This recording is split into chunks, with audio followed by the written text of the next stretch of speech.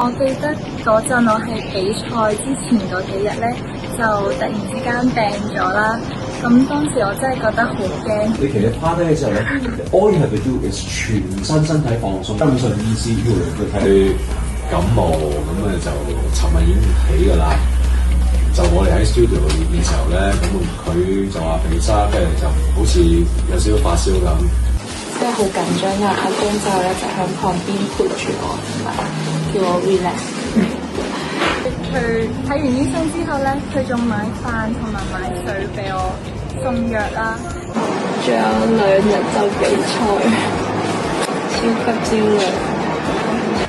我都好少1個禮拜有見2次醫生，3日就見。真係達得2次，幾次喎，唔緊要。你嚟得到香港，點都要照顧呢樣嘢。你通常食幾日1日？嗱，我覺得最少就食3日嘅，即係1日1粒嘅啫。師母都特登過嚟車我去 TVB，咁所以我真係覺得好似我喺香港都有咗一家人一樣，所以我真係非常之感恩啦，非常之多謝阿公。